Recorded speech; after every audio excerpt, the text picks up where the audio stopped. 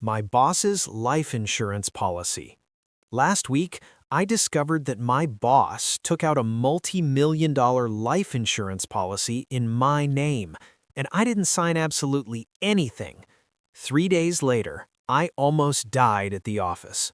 Twice. My name is Nick, and I work in corporate finance. If you're someone who likes stories that make you question everything around you, go ahead and hit the subscribe button and leave a like. This story will keep you up at night.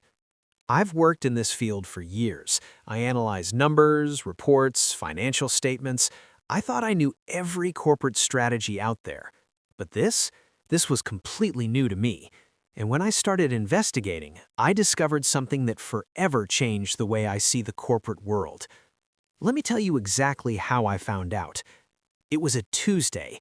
I had stayed late on Monday preparing reports for an important meeting. I arrived at the office around 7 in the morning because I wanted to review everything before the 9 o'clock presentation. The building was practically empty, just me, the security guard, and the cleaning crew. I was in the file room looking for some old documents when I found a folder that was filed incorrectly. It was in the wrong section, mixed in with vendor contracts.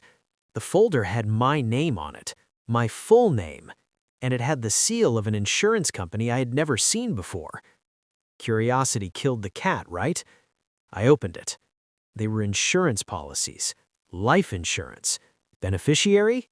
The company. Insured amount? An absurd sum. Insured person? Me. My stomach dropped instantly because none of it made any sense. I'd never signed anything related to life insurance through the company. We have that basic life insurance that comes with the benefits package, but this? And me as the beneficiary? No, the beneficiary was the company. This is where things get really sinister. The company pays monthly premiums, and when you die, they receive the full payout.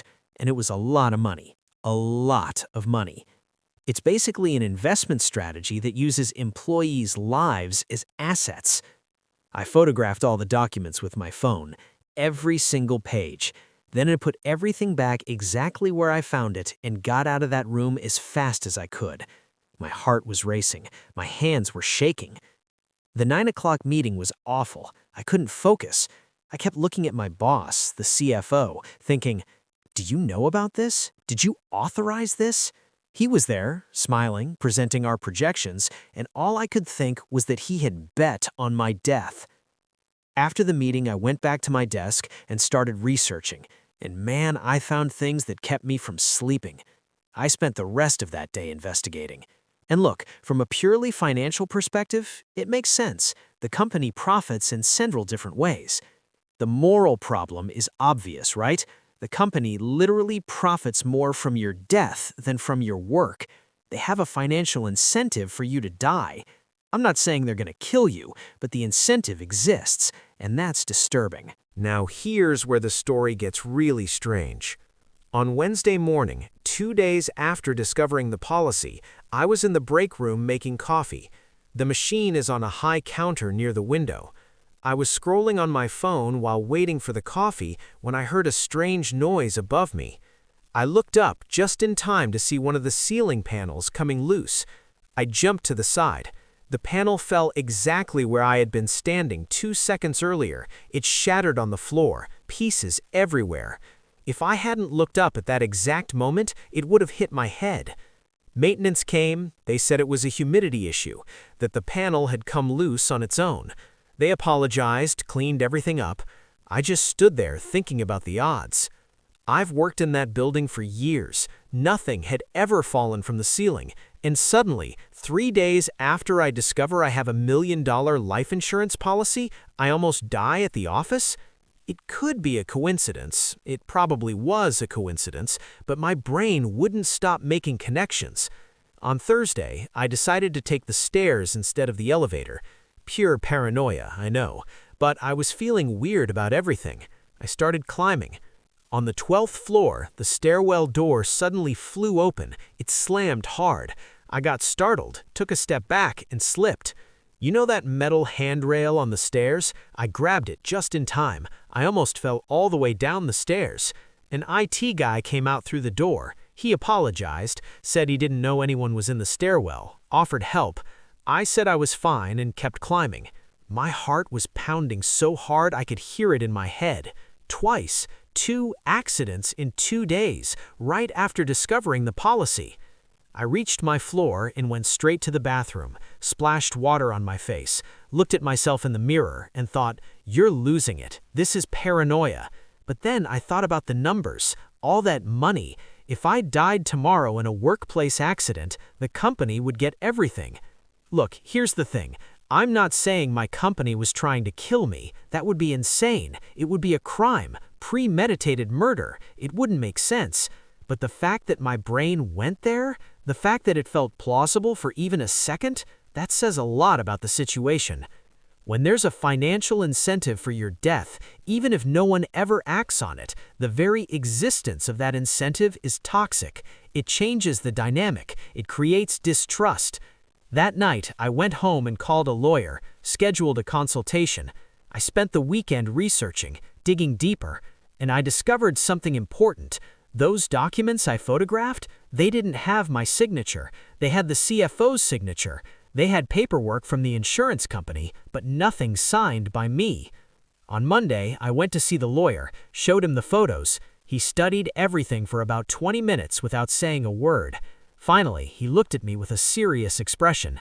He explained my options. I could take several different actions. I chose to confront them. On Tuesday morning, I scheduled a meeting with the CFO, said it was urgent.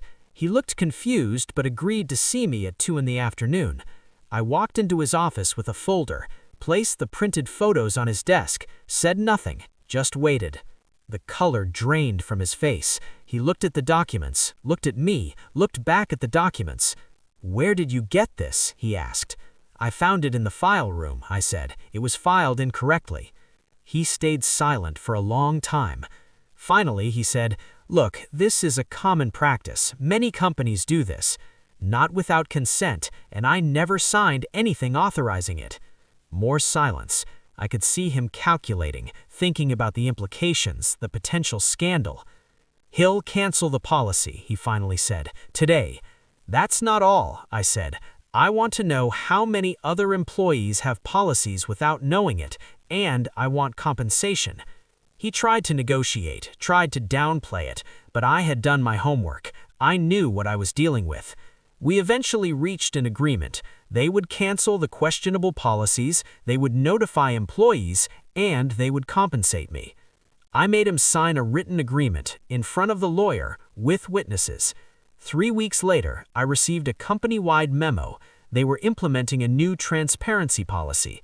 Any future policy would require explicit consent. Now, I still work at the same company. They honored the agreement, but the trust, that never fully came back. Because now I know that deep down to the company, I'm just numbers on a spreadsheet, a cost-benefit analysis, an asset that can be monetized. And look, I'm not being dramatic. I'm not exaggerating. That's literally how it works. Companies exist to maximize profit. Everything else is secondary, including you. The lesson here isn't just about life insurance. It's about fundamentally understanding the system. Your company is not your family. Your boss is not your friend. You are a resource. And like any resource, they'll try to extract as much value as possible. At the end of the day, everything comes down to numbers, and you need to understand those numbers better than they do. So, there it is, the story of how I discovered I had a price on my head, literally, and how I fought back. But that's not the only story I have to tell. A lot happened after that. Things I discovered about my family, secrets they were hiding, and a final revelation that changed everything in my life. This is just the beginning of a mess that happened to me. If you want to know what happened next, subscribe to the channel and turn on notifications, because I have stories of betrayal, intrigue, shocking revelations, and twists you won't believe, because even now, I can't believe them and it happened to me. You won't want to miss it. See you in the next video. And leave a like if this story made you think.